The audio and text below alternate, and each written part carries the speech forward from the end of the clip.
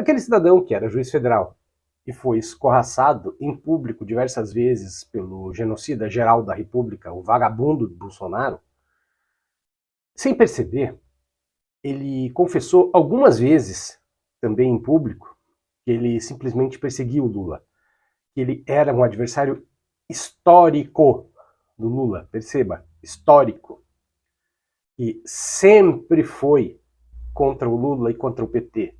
Palavras do Sérgio Moro. Dá uma olhada. Não, tem gente que combateu o PT na história de uma maneira muito mais efetiva, muito mais eficaz. A Lava Jato.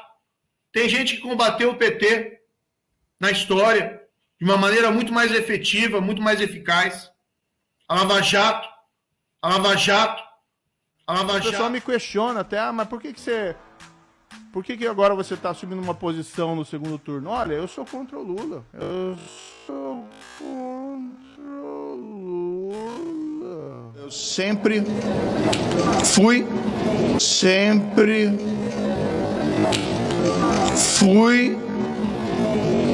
e sempre serei oposição ao governo Lula. São pautas que eu não acredito.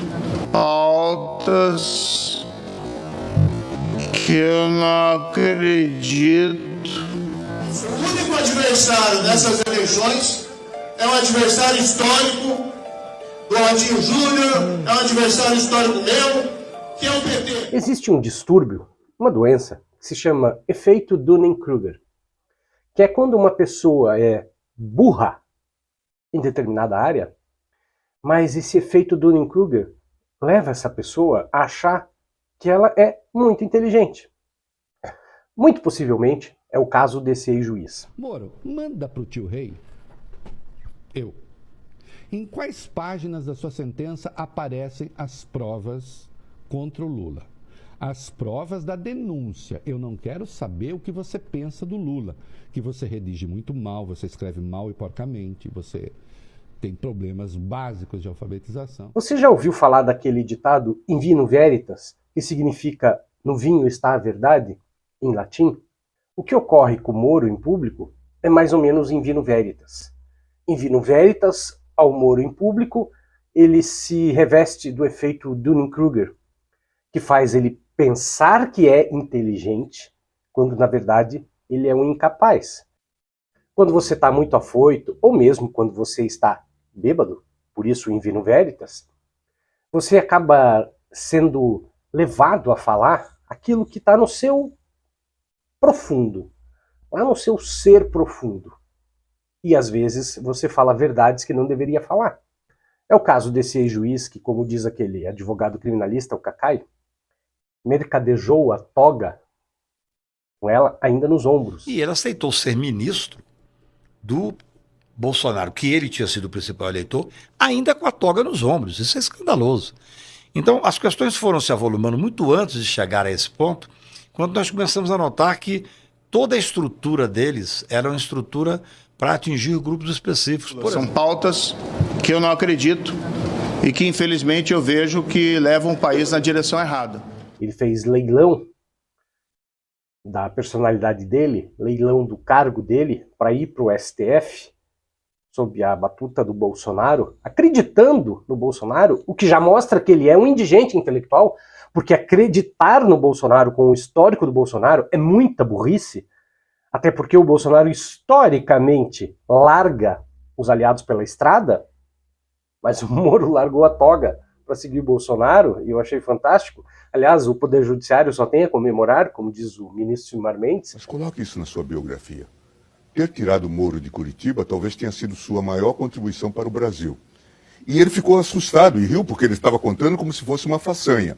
Não é? E ele, acho que por muito tempo, considerou que o Moro era uma pessoa... Tinha sido uma conquista para o governo. Tinha sido uma conquista. Nesse momento, o Moro está na Ucrânia, junto com outros acéfalos da extrema-direita brasileira, usando dinheiro público nosso para falar mal do Brasil.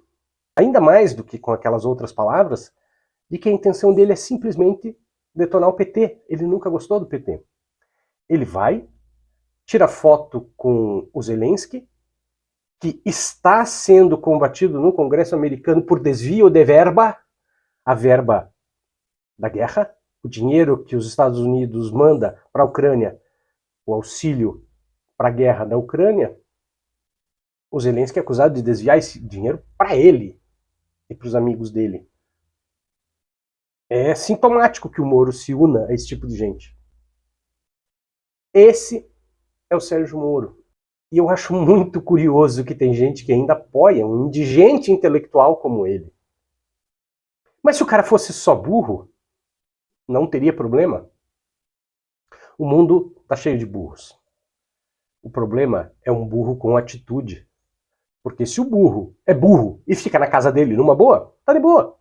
Agora, se o burro, achando que é inteligente, no efeito Dunning-Kruger, resolve tomar atitudes, ele faz o que o Moro faz. Ele destrói, por exemplo, um parque fabril, como era o da Petrobras, o de navios no Rio de Janeiro, ele e a Lava Jato, junto com aquele Marcelo Bretas. Ele destrói a construção civil pesada do Brasil, que era uma das maiores e mais competitivas do planeta. E nem aí. Por quê? Porque talvez, como o Bolsonaro, o Moro também seja um sociopata, que não tá nem aí pra porra nenhuma.